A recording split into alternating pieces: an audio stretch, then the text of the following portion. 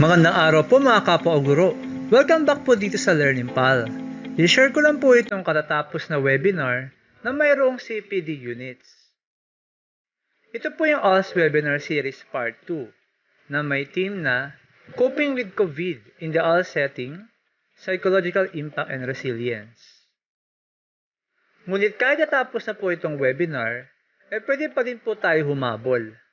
Panoorin ulit ang replay ng webinar, magsagot ng evaluation form, at makakuha ng CPD unit. Ngayon po ay tutulungan ko kayo kung paano mag-register. Saan pa panoorin ang kanilang replay, pwede sa Facebook or YouTube, at saan po tayo magsasagot ng evaluation ng kanilang webinar. So una po ay paano po mag-register. Buksan lang po natin ang ating browser. Hanapin natin ang Facebook page na Arnold Janssen Catholic Mission Foundation Incorporated. I-type po ito sa ating search box. I-click po yung sinasabi kong Facebook page, yung Arnold Janssen Catholic Mission Foundation Incorporated. Ayan, nasa Facebook page na po tayo nila. Punta po tayo sa kaliwang bahagi ng kanilang Facebook page. Tapos, click lang po yung events. Pagkatapos, click naman po natin yung ALS Webinar 2. Papasok po tayo sa event page. Scroll down lang po at punta po tayo dun sa details.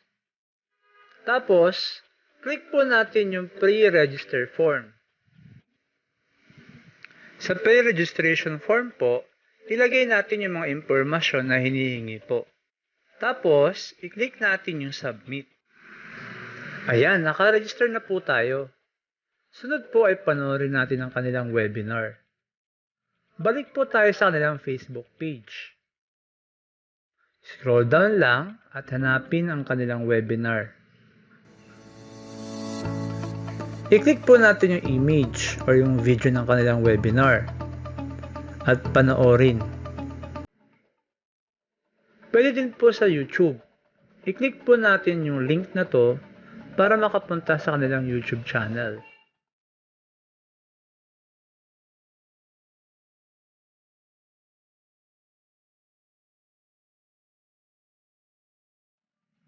Pagtapos nyo na po panoorin, handa na po kayo mag-evaluate para makakuha ng CPD units. Scroll up lang po sa Facebook page nila.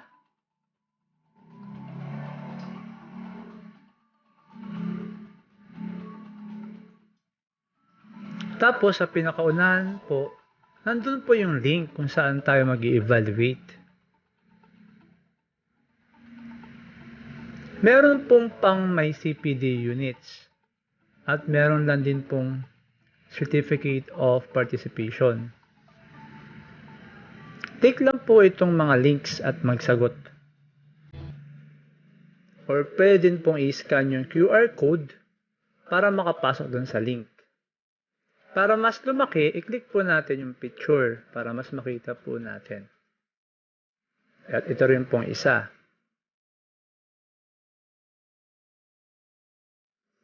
Reminder lang po, may deadline po ang pagsagot. Ito ay hanggang July 27, 2020 ng 12 noon. Kaya ano pang hinihintay niyo mga kapwa o guro? Mag-register na, manood at mag-evaluate. Sayang din po dahil bibihira po mga webinar na may legit na CPD units. Sana nakatulong po ito at makahabol po tayo sa webinar. Subscribe at hit lang po natin yung bell para ma-notify po tayo sa mga webinar, lalo na may mga CPD units. At meron din po tayo mga learning videos at tutorials. Sa mga naghahanap po ng worksheets at MELC-based resources, join lang po sa ating page. Maraming salamat po. Stay safe. Happy learning, pals!